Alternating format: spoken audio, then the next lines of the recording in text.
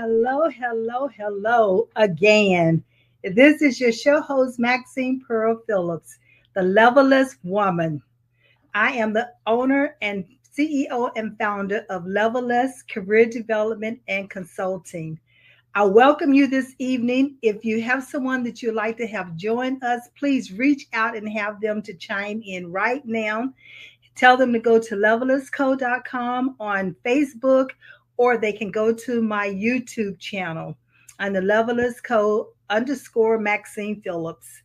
Tonight, I am excited, but at the same token, the reason why I'm excited is because I'm able to share this information with you. And secondly, I want to share the information so that I can save lives, because I thank God that I'm able to be here and my life was spared. As the owner of this career coaching and consulting company, I find it to be an obligation, because that's what I do, is help individuals to move forward in their career, which then helps them to move forward in their life. I always use the quote, career is a lifetime, but life is a project. And in that project, you have a beginning date and an end date. And everything in between your birth date and your death date are sub projects. And my project right now is to share this information that nearly cost me my life in March of this year. Now, this just didn't start. A lot of this started back in 2009, but I won't go over all of that with you today, because that was talked about last week in the first episode. So I want you to be able to go back, listen to that episode so that you can stay caught up until I finish the series of this near-death experience. So welcome. As I said, this podcast is going to be about, this week is going to be about ingredients in our foods. And it's more than just in our foods. I want you to understand it's non-food items as well, as deodorants, detergents, whether it's lotions, whether it's room deodorizers. There's a lot of things that's in there. But before we start doing that, I want to bring your attention to some of the chemicals and some of the preservatives that my body, it has an intolerance to. So I have a PowerPoint that I like to share with you as I walk you through this evening. So be sure to take notes, because these are platinum nuggets. It's something that you can use for yourself as well as you share with other people. So I'm going to have my producer to bring up the PowerPoint and we'll get started. I mentioned that I will be sharing 7 preservatives with you this evening. The main preservative that I'm going to talk about is the monosodium glutamate. Now, you see these other preservatives here on the screen, such as sodium nitrate, sodium sulfite, potassium sorbate. A lot of these show up in a lot of the different foods and non-food related items that we ingest daily. I'm not going to go over all of them, but the one that I'm going to concentrate on tonight is going to be the monosodium glutamate. As I move forward in that, let's talk about that for a minute. What is it? It's a preservative.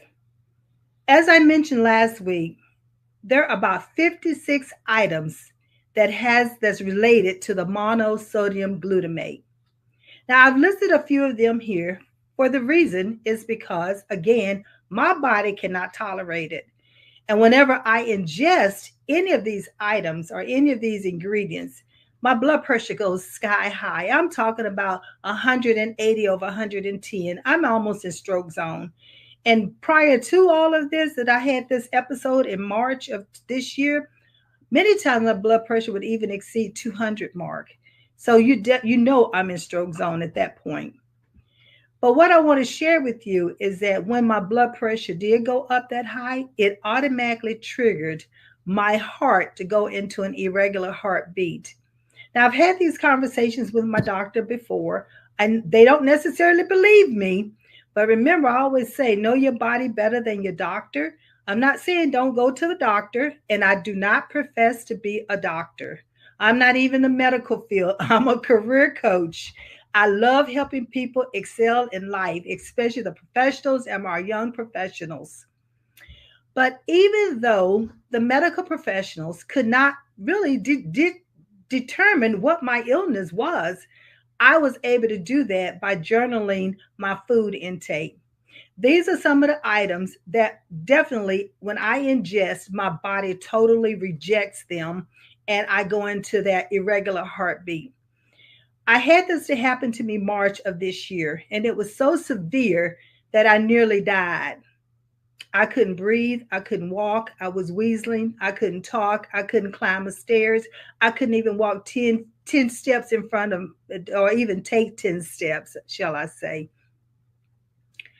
I'm saying all of this so that I can save other lives. You too could be going through some of this and don't even realize some of the symptoms. But remember I said last week I talked about a lot of those symptoms. But this week I want to hone in on the monosodium glutamate. Now, if you look here, I have the word listed here, but what I don't have listed here is that there are about 56 items that it has. I'm gonna call it MSG. It has MSG in it, but they don't have to list it, because if it's not pure, they can list it by another name. And what I want to share with you is here are some of the names that you're going to find in different foods. Take a good look at this list, because next I'm going to show you some labels. And it's important that you read the ingredients and the labels so that you can understand exactly what are you ingesting. Now, I said there were 56 items that's related to MSG, but they do not have to list them as MSG because it's not pure. Now, I didn't know this, and maybe many of you know it, and maybe many of you do not know it. But the most important thing is for you to become familiar with these ingredients. It would take natural flavorings, for instance. It sounds like it's all natural. Maybe we might think natural means from the earth, but that's not necessarily the case. It may have started out natural, but it did not end up natural because it was probably cooked, it was modified, other ingredients were added to it, but they can still call it natural flavorings. But within those natural flavorings, because they have not identified what those ingredients are, MSG is going to be a part of it. Then we have ultra pasteurized. Oh, we know, we always say ultra pasteurized. That's got to be the best. It's not the best. It's not even healthy for us. Now, I'm not saying you don't eat it, you don't drink it. What I'm doing is bringing an awareness. I know my body cannot handle it or tolerate it. So this is just an awareness for you that take heed and just read the labels and read the ingredients. Then we have low and no fat. Oh, how many of us want to have no fat items, to eat, thinking that that's going to be healthy for us? But not only is not healthy for us, but because it's low fat or no fat, we might have the tendency to overeat and eat more of it, thinking it's okay for us. Are we going to be reduce our size, or we can eat more than the necessary serving size and it's going to be okay? But let me tell you, it's not okay. If you look at the other ones, gelatin. I know many of the capsules that we take are coated in gelatin, and that's sitting in our stomach. So just be aware of that. Then we have high fructose corn syrup or rice syrup. All of that's MSG related because it's been modified, it's been cooked, and it carries those modifications to it. Then we have seasonings. If the seasonings, if they're listed on the label, then you would know what seasonings are being used. If it's not listed on the label, then you don't know what seasons are being used. So therefore, you do not know what chemicals, what salts, what sodiums, or even if like I said, MSG is more than likely in it because it's a hidden word. The other thing is spices. Oh, this is the one that has havoc on my body, and I totally have to stay away from it as well. Because again, they don't list the type of spices or the name of the spices. And I'm going to show you some items. In that way, I want you to pick out some of these words in the ingredients, in the labels, and let's see how well you're retaining some of this. Now, I know we talk about citric acid, and this citric acid can be okay if it's from the citric fruit, but it harms us when it's from a corn product. And then we want to look for ascorbic acid, which is the vitamin C. And now we have hydride, uh, plant or vegetable. It's not going to make a difference. It's still not as healthy for us. And then there are modified cornstarch that we see in a lot of the ingredients. But what about soy sauce? I love Chinese food, but I can no longer have Chinese food unless I ask for it with no soy sauce. And so I don't take a chance. I just do without. That's just a dish that I can no longer have. And that's some of the things that we have to decide on. Once you know that your body cannot tolerate something, then you have to make a conscious decision not to have it. I know it's hard. I know it's hard. I know it's hard. I know it's hard because I'm the one who made the nachos. I knew what was going in it. I tasted it, but my body still couldn't tolerate it after 10 years. So don't even take a chance. And then we have enriched. Enrich is another one of those things is not as good for us. So what I want to do is pause right now. Type in the comments if there's any of these that you know your body is already rejecting. Let me just type in the comment box that you've had some. Okay, I see a few. All right. Yes, I see that. Okay, natural flavorings. Okay, and then seasonings. Yes, that's good. And so just keep these in mind as we start looking at the different foods as I go through this slide. All right. The first one I want to bring your attention to is this organic basil tomato sauce. I want you to look at the ingredients. Have you noticed any of the ingredients that I just mentioned to you that was related to the MSG?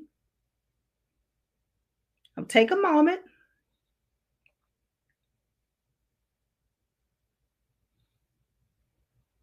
I don't see high fructose corn syrup in here anywhere. I don't see natural flavorings. The spices, look what they have listed as the spices. Organic basil, organic chopped onions, organic garlic powder. They're actually telling you which spices that's being used opposed to using the word spices.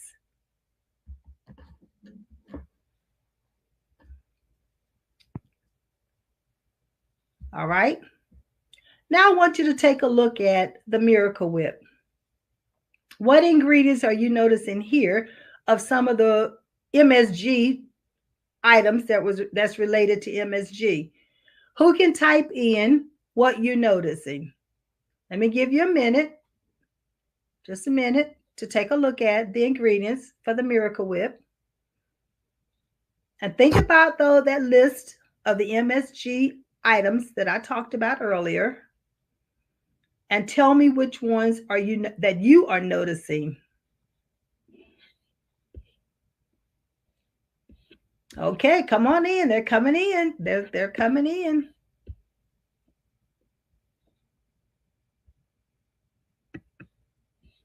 Okay, I see someone put in the high fructose corn syrup. That is correct. Anything else?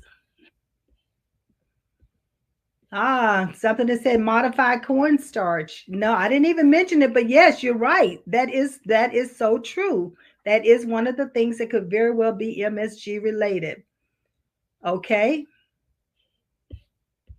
All right. Well, let's take a look at one of the ones. Here we have the high fructose corn syrup. We have the modified cornstarch. It's showing natural flavor. Then it has potassium sorbate. And potassium sorbate is a preservative, and it is related to MSG. But notice they also use the word spice. I didn't highlight spice, but spice is listed. So we have to be careful because it does say dried garlic. So that could very well be one of the spices that they're using.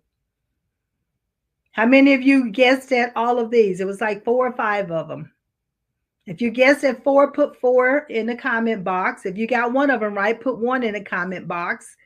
Or if 2 or 3, just let me know how many. I just want to make sure that you're catching on and you're paying attention, because it is so important that you understand how to read the labels of the different chemicals or preservatives that used in the foods that we just take in every day. It's just a natural part of our everyday life and everyday eating.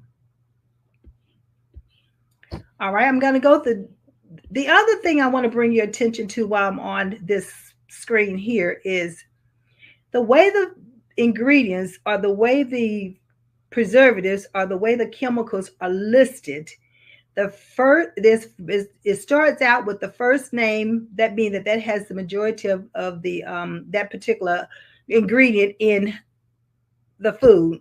So here we have water, we have soybean oil, and the third one is high fructose corn syrup, and the fourth one is corn syrup, and then vinegar. So the first 5 items on any of the ingredients that's in the foods or any lotions or soaps, it does not matter, that carries the most weight in that particular product. So just know that. And sometime in some of the products, it'll say less than 2%, and then it'll list the items. So you already know that it's less than 2% and it's not carrying a heavy weight.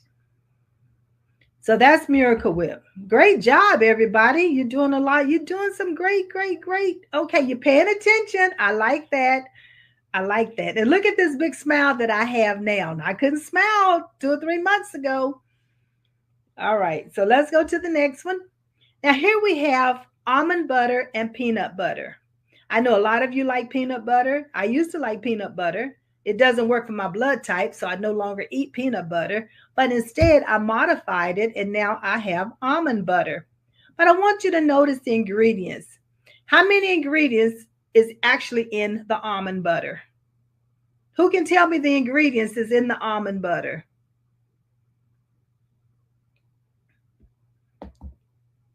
Okay, I see it. I know you got it. It says what? Raw almonds. That's right. Raw almonds is in the almond butter. I'm just trying to make sure that everything is online and everything is working. Let me just double check. Let me just double check. Okay, we're good. We're on. Everybody's on. Okay. Now, make sure you reach out to someone that needs to hear this information. And if they're not able to listen in, be sure to share this information and have them to go back and watch this podcast. Because again, the whole objective of me doing this presentation and a part of the podcast is to save a life. It's so that no one would have to encounter this near-death experience that I encountered with my body rejecting the different preservatives and chemicals and nearly causing me to die. All right, now the next question is, what ingredients are actually in the natural peanut butter? Notice it's saying natural. It's saying natural. So tell me what ingredients are in the natural peanut butter. Okay, that's right. It's listed here. Fresh roasted peanuts and a dash of salt. The only thing they're not telling us here is what type of salt that they used. We're unsure.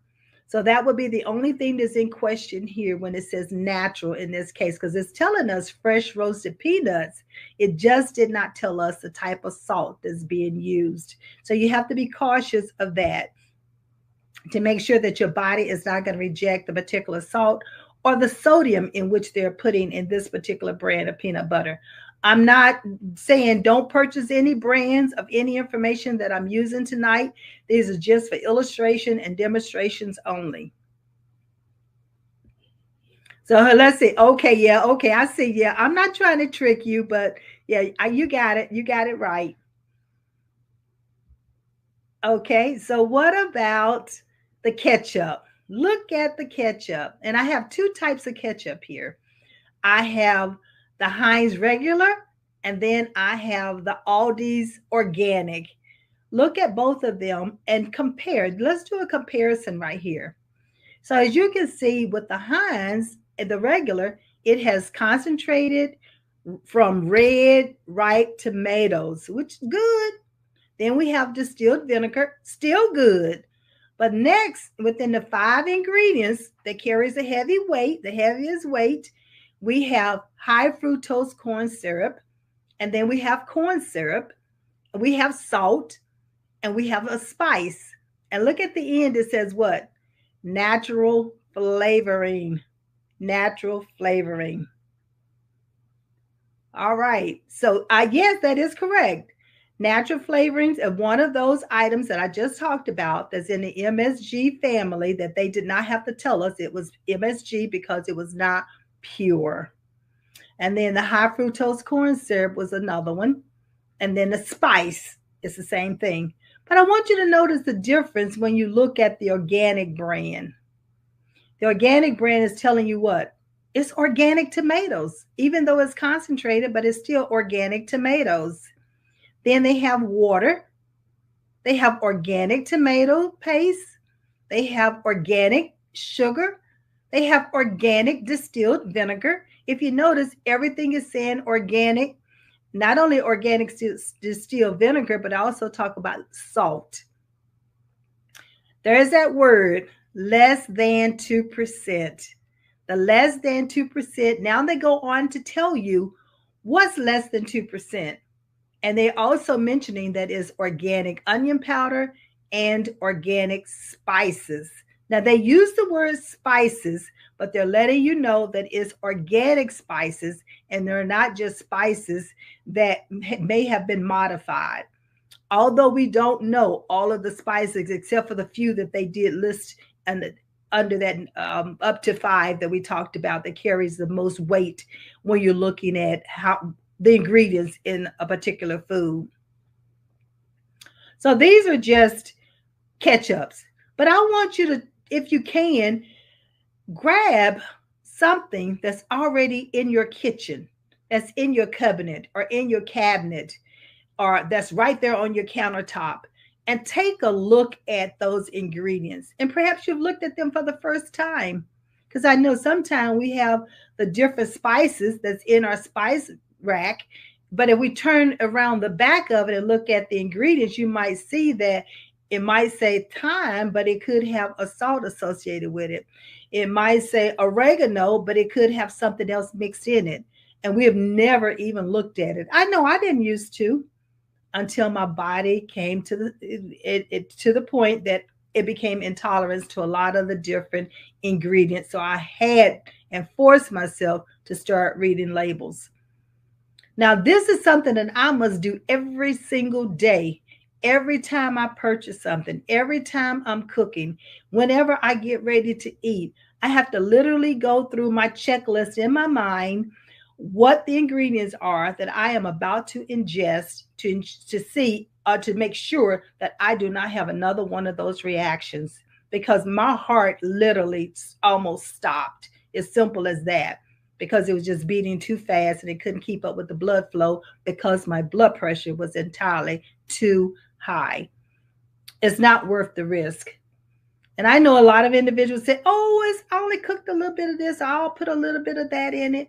But I cannot even take that chance. And many times I just carry my food with me. I'm talking about MSG.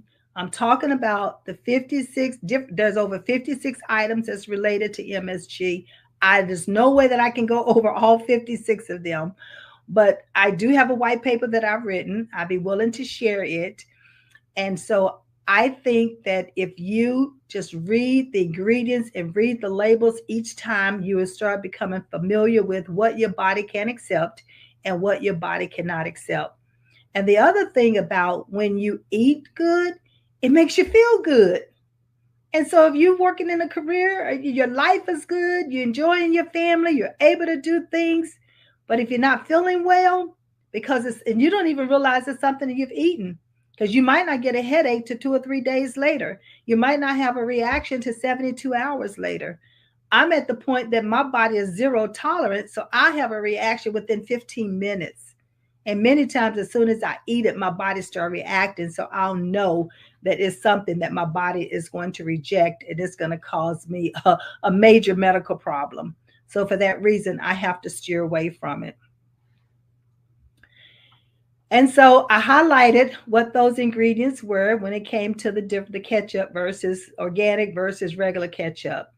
And it's up to you what you decide that you want to purchase. There's nothing wrong with it. I'm just bringing it as an awareness. And it's my obligation to do that, especially as a life and career coach. And I believe in helping individuals to move forward in life and do the great things that I know that they have been created to do. The next thing I want to talk about is here's a syrup. I want you to pick out the ingredients that I mentioned when it comes to MSG. Can you pick those out? Let's just take a moment. I'm going to pause and allow you time to pick them out, to write them down, and to type them into the comment box. So let me see. Ready, set, go. Let's see. Okay, I see them coming in. I see it coming in.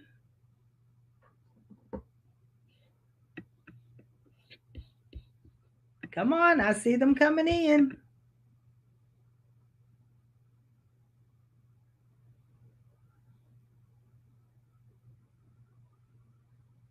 Okay, I see them coming in. Keep it up, keep it going, keep it going. Good job, good job. All right. So here are the actual items. How many of you got them? How many of them did you get out of the 6 or 7 that's listed here? Let's go over them. High fructose corn syrup and water and syrup. But notice those are the first 3 to 4 ingredients. So those are what weigh the most when it comes to what's in this particular syrup. Then it says, but less than 2% with the remaining items. Cellulose gum, and gum was one of the ones we looked at. That's a part of the MSG family. Natural and artificial flavors, another one within the MSG family. And then caramel color. We don't know exactly what that caramel color is made out of. So we don't know if I don't want to even speculate. I don't know what it's made out of. And then we have the sodium benzoate. Now, that was listed in the part of the other chemicals that's not necessarily MSG related, but it's definitely a preservative. And then we have the mono. So listen, some of these words, listen, I cannot even pronounce. So if you cannot pronounce it, I suggest you don't ingest it. That's the only thing that would be my advice that I could give to you, is don't even try to ingest it, because is it worth it? No, it's not. But what I do want to say is the fact that how is this? I think that's going to end. Yeah, that's going to end the slides for now. I want to make sure that I remove that from the stage. I want to go back to the very first slide where we talk about the ingredients for MSG. I want to bring to your attention this. We're back to school. Our young professionals are having breakfast. Parents, I encourage you to read the labels of the items in which they're eating for breakfast. Anytime we ingest some of these things that's MSG related, it does affect the brain. It does affect our memory. It does affect the way we interact. It affects our behaviors. So there's a lot of things that these chemicals and these preservatives will affect the body. I just ask that you read the labels, help the young professionals to make the best decision, because it will help them with their attention while they're in school. It'll help them with being calm and being able to sit and retain the information. And many times, depending on the type of sugars that they're getting, like the high fructose corn syrup or the corn syrup or extra sugar, then it causes what? It caused me to be hyper. So it could cause a child to be hyper. So these are just some of the things to keep in mind with our young professionals going back to school. And even if they were not going back to school, it's just still something to keep in mind. One of the things about what we intake will affect our mood. How are we going to respond to things? Are we going to be irritable or not? Are we going to be calm about it? And it's not just our young professionals, but it could be us as adults. And the way that we can help ourselves is to read the ingredients and the labels. I'm trying to see if there are any other comments that's coming in. Okay. As I indicated, a lot of individuals like Chinese food, but when I could eat Chinese food and I started feeling it, I would have a headache afterwards. When I did order it the next time around, I would ask for no soy sauce. So that's a possibility. And I do know the soy sauce comes in these little packets, and many times we'll put that over some of the food that we just have every day that we're cooking for ourselves. It's just something to become aware of, basically, is what I'm saying. Are there any questions? Anyone has gone through any of this? I'm just looking to see if I have any additional. Okay. All right. Cooking for ourselves. Excellent. I see some people are going to the cabinets and they're saying that they're reading the labels and they're taking a look at what they have and what they could be doing differently. So that's excellent. Excellent. Are there any other questions? Okay. Well, when it comes to the modified food starch, that can be put in a lot of different medicines. It can be put in sauces. It can be used for different things. What I will tell you is that when you start putting it into the different foods, you can find it in breads. You can find it in margarines. A lot of these gelatins and high fructose corn syrup, you're going to find it in cereals. Again, you can find it in breads. You can find it in candy. I'm not going to name the different type of candies that you can find it in, because if you look at the label, then the ingredients, you'll be able to read those. But I will let you know is that a lot of these ingredients, not only you have allergies to them, but it also can trigger off asthma. I know I have a young lady who's going to be coming on next week and is going to be talking about her asthma, and of course how peanuts and that allergy triggers her off, and some of the other ingredients that she eats triggers her allergies off.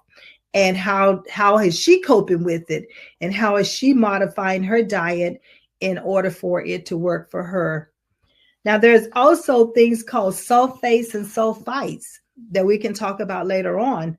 But I will tell you about the sulfites is that you can find those sometimes, believe it or not, and it's an unfortunate thing, is that even with fruit, they can shoot some of these ingredients or chemicals or preservatives, even in fruits, in order to make them prettier, look appetizing at the store that you want to buy them. You have the different waxes is on top of your different fruits and vegetables. And so you have to be cautious of that. I would say, again, I mentioned last week, always wash your fruit and vegetables, no matter where you got them from and who you purchased them from. There's a thing called nitrates and nitrites, which are found in meats. And you can purchase meats without it, because it'll say no nitrate, no nitrites. So it's something like that you want to be looking for. When you purchase organic foods, I want you to look to see what are the ingredients in that organic food. Is it saying organic natural flavorings, or is it just saying natural flavorings?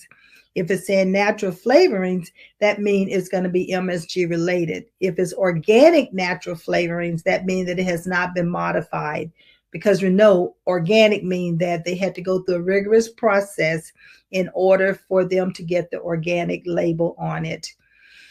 So these are just, again, some things that I have to bring to your attention. Now, I will tell you, I was never a wine connoisseur, but I did like a little wine every now and then. But whenever I drank the wine, I would get this real bad headache immediately, and I couldn't understand why.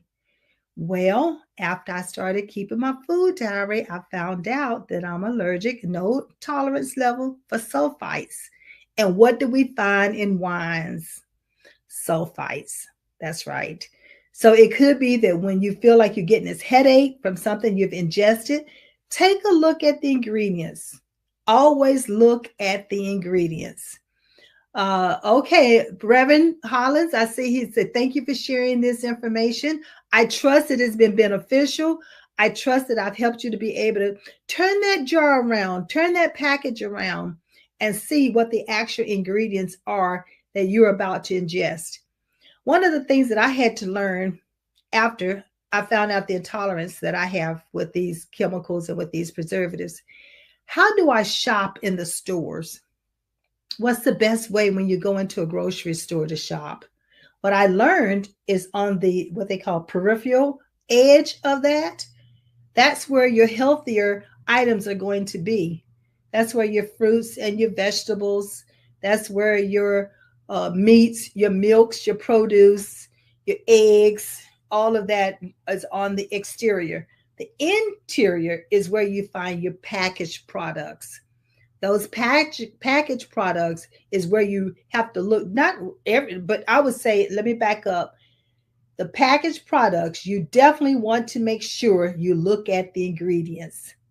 The perimeter of the store, you still want to be very conscious of the ingredients because, like I said, the fruits and vegetables could very well have a wax coating on it that you need to get rid of.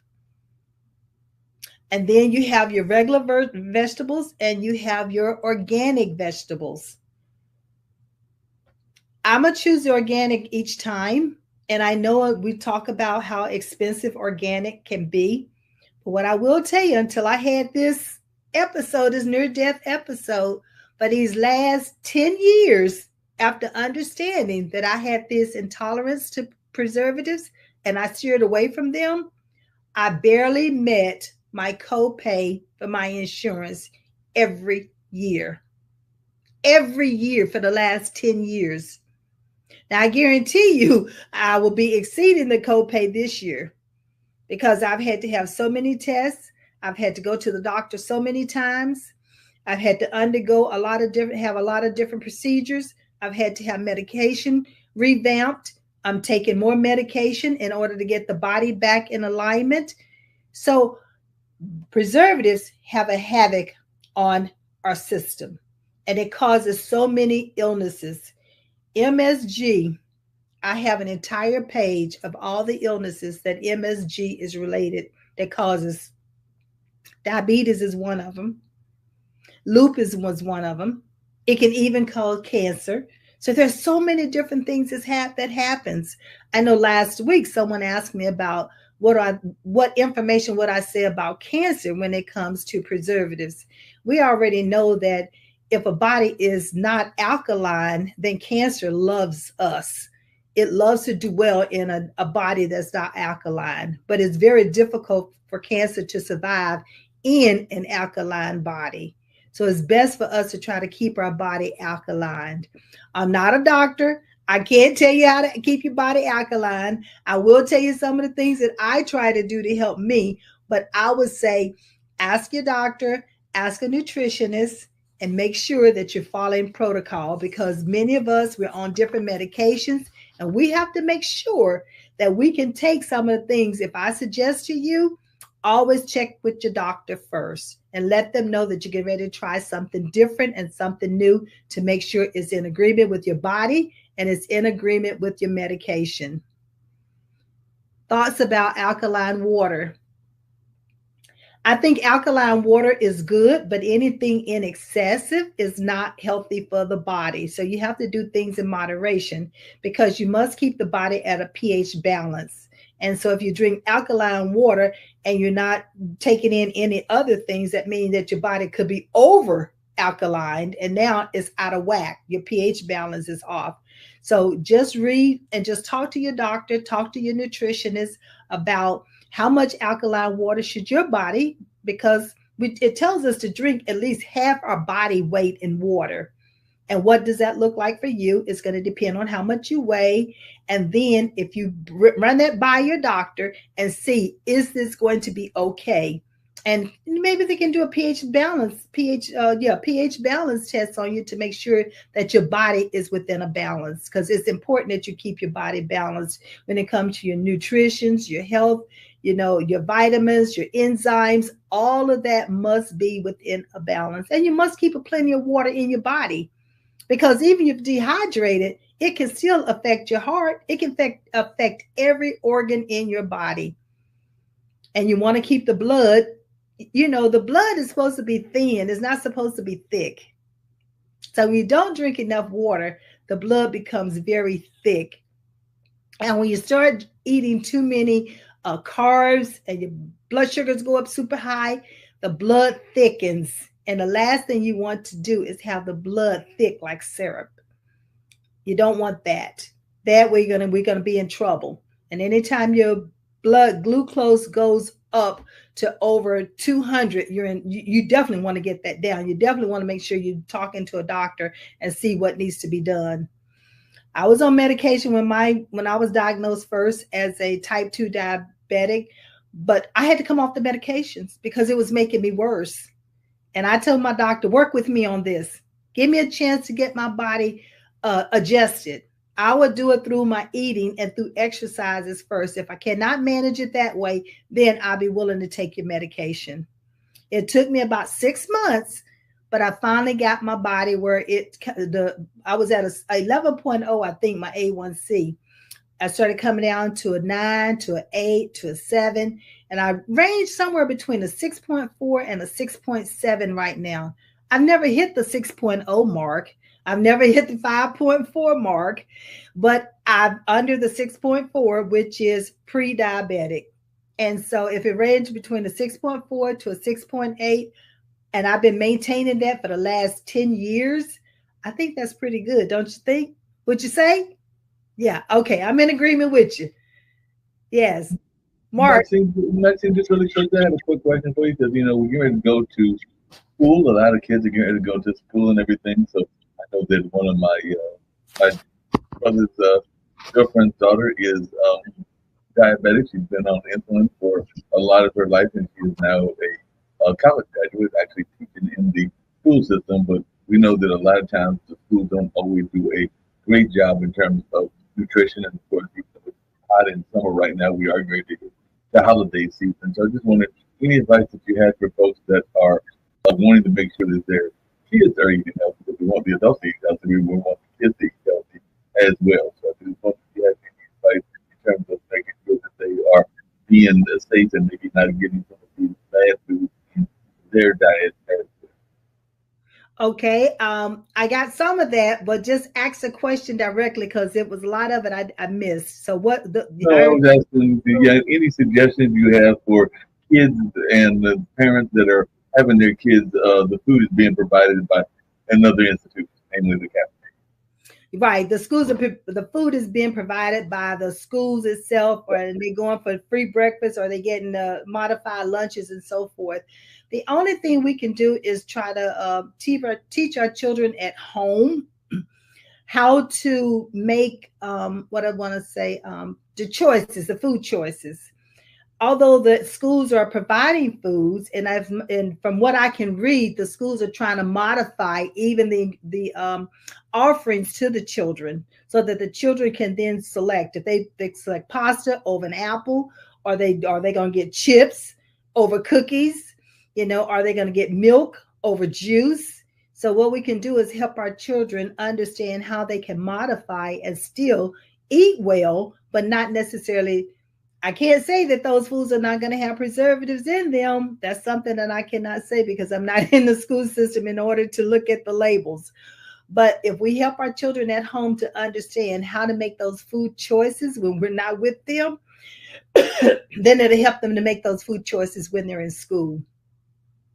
That makes a lot of sense. I know a lot of people, both kids and adults, that love juice. I'm a big fan of iced tea and everything, but I know that sometimes those things that are advertised as being very good for you aren't always as great as we think they are because sometimes they have some bad ingredients as well. So I just wondering your thoughts about how we can make sure that we are having, say, the correct orange juice or the correct items, even the correct milk, because not every milk is actually good for you and everything, because some of them actually have the ingredients that you were talking about in your presentation. I just want to talk about how we can make sure that we are getting the correct kinds of juices that we're going to be having something we have to diet.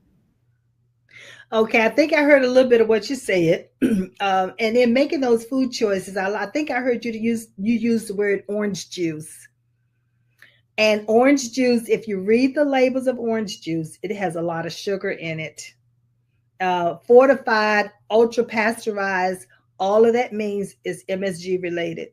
They had to cook it, they had to do something to modify it, which is not as healthy for us. So, if you have the choice between orange juice, if it's not freshly squeezed, and an orange, then choose an orange because that orange has orange juice in it, but you're getting it's more from the fruit and the sugar from the fruit than you are from it being modified or pasteurized or put in a jar in order for you to drink it or in a carton.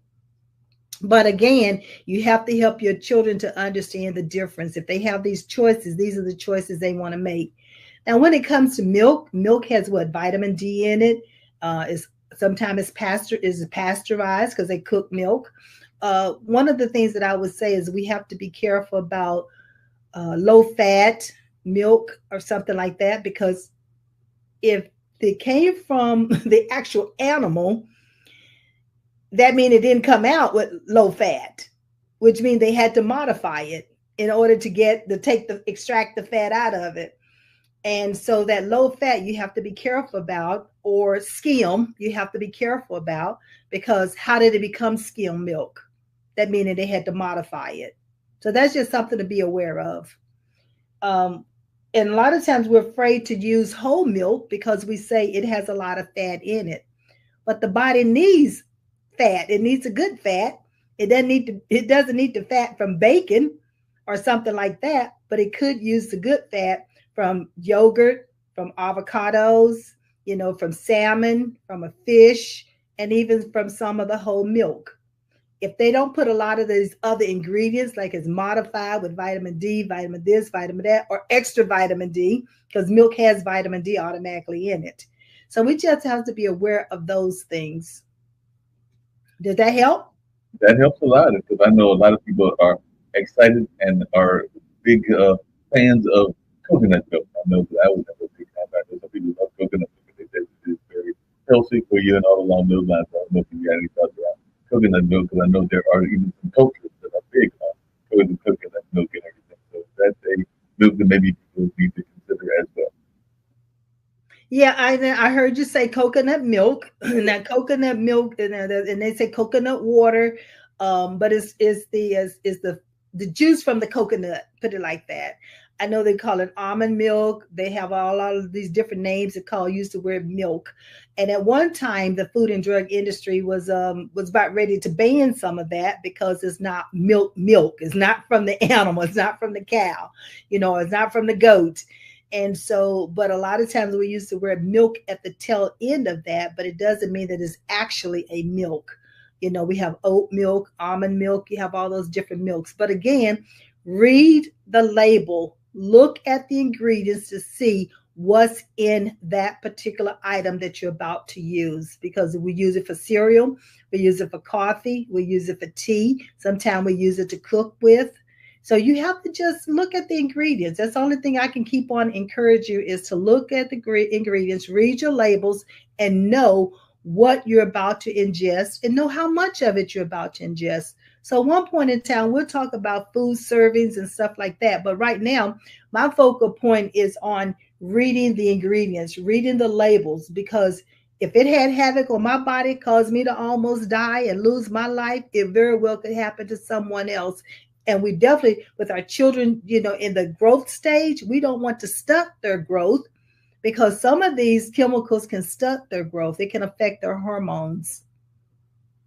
Yeah, that makes a lot of sense. I know it can impact people's growth, and like I said, my uh, brother's girlfriend is that early onset of diabetes, so she lived with it almost all her life and all along the line. I think she had it when she was a young lady, of course, now a young adult in her 20s and everything. Along those lines, she got the impact and everything. But just really quickly before I do here with me, your presentation, what are your thoughts around DoorDash apps and if they're going to eat out and so a lot of people are going to eat out, how they can make sure that they are eating well? You're breaking up again. Okay. Um, he'll come back, but I couldn't remember. I couldn't hear what he was talking about. But what I will tell you is that when you read these labels and the ingredient list, don't let those ingredients fool you. It may sound like it's healthy and all of that, but look for the added sugars. Look for things like brown sugar, corn sweetener, corn syrup, dextrose, fructose, high fructose corn syrup. All of those are sugars that they perhaps added to the product that you are purchasing. What about saccharin and sorbates, potassium sorbate, all of that. And even in gum, in chewing gum, they have all the different ingredients. I had to even stop using chewing gum because I was getting a headache and I could not figure out why. You have to look at the throat lozenges. The wintertime is coming. The flu season is here. So you have to look at the cough syrups that you're about to take and the lozenges that you're about to start sucking on to help your throat soothe itself. So look at holistic maybe ways, honey and lemon and garlic. Those are things that can also help you, help the body get rid of the flu. Again, I'm not a doctor. I do not profess to be a doctor. These are some of the things I'm telling you that has helped me, and I'm just sharing them to make you aware and to try to just pass on the information. So now that you have it, I want you to pass it on to other people because we need to save as many lives as we possibly can. That makes Mark, a lot of sense. One of the things I was saying earlier, and hope you get it better this time, but I agree with what you were saying about the uh, like the lozenges and the. I know even when I've had colds, I've got Hallmark and some of the other things, not Hallmark, but all, and some of those have bad ingredients in them as well, some of the cough drops and things like that. You got to check those. What I was asking is, what ways can people make sure that if they're going to eat out, that they are eating out healthy and everything? I know right now we've got a lot of people that got into the habit of going out and eating at DoorDash and eating places that they're not even getting the food being prepared and being necessarily the ingredients that they are ordering from ordering apps and everything. So what advice do you have for people that are eating out maybe too much and how they can make a healthy choice with their food, whether that's from a delivery or from a restaurant? okay, if I heard you correctly, what would be my take on eating out and going Right. to restaurants and so forth? When I go to restaurants, ladies and gentlemen, I pretty much have to carry my own food. I am going with someone that's already purchasing a dinner or a lunch or a breakfast, but Maxine carries her own food because I can't take a chance. However, I have before I came so what I want to say zero tolerance. I could have a few items on the menu. So what I would suggest is a couple of things. First of all, find a restaurant that you know that is conducive to what your body can have, and work with that what we call it the chef. Because sometimes when I enter a restaurant, I might look at the menu and I'll see something that I like, and I'll ask the waitress, I'll tell her my situation, and she'll go back and ask the chef, and they'll see what they can do to accommodate me. And that has worked. The other thing you can do is look on the website, look at the menu, call ahead to let them know who you are, what it is that you want, when you're going to arrive, and so forth and so on, so that they can work with you that way as well.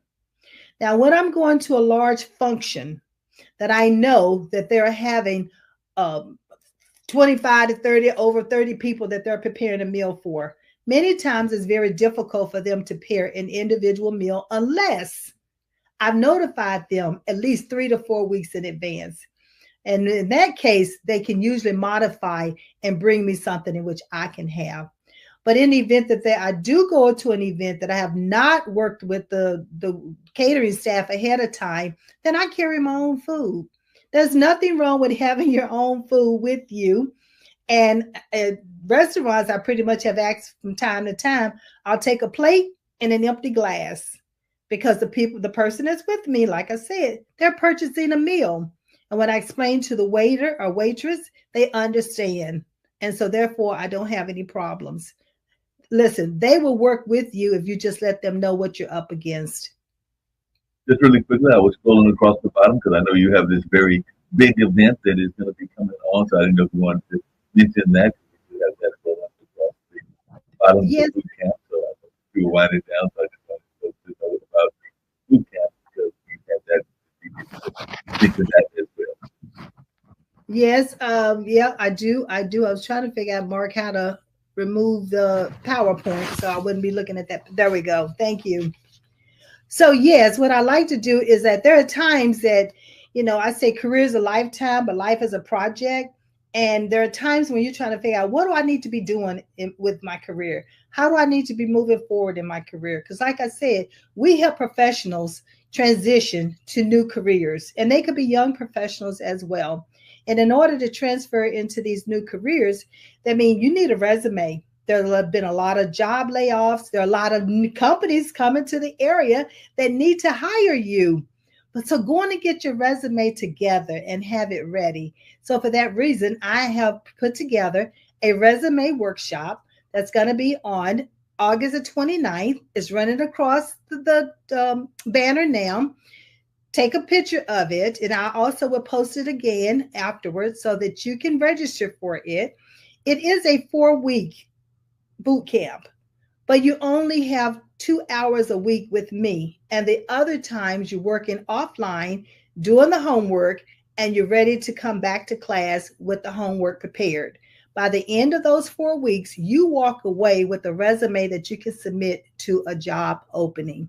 That's the objective. So come prepared, come ready to do the work, because Maxine is ready to help you land that job or land that assignment or land that career aspiration that you want, or move forward in your career and advance or be promoted. However you want to do it, let's make sure it happens and we can do it together. So be sure to take that Levelers code /resume boot camp. And you can also find it on my website at www.levelersco.com. That's www.levelersco.com. I am looking forward to seeing you all soon. I trust that you have enjoyed the information that I've shared with you this evening. I trust if you've written a lot of this information down, and if not, you can always come back and take a look at the video. But please, don't keep the information to yourself. Share it with others. I have a quote that says, "We are a masterpiece, uniquely created for a purpose and giving natural abilities to reach our destiny." I want individuals to reach that destiny, and you can help me. So as I close this evening, I thank you for your time and your attention, and reach out to me and let me know how this has helped. And be showing, thank you, Pastor Hollins. It's a blessing to be here. It is a blessing to be able to share this information with you. I always lead with this: I believe in you, and I trust you believe in yourself. Have a great evening.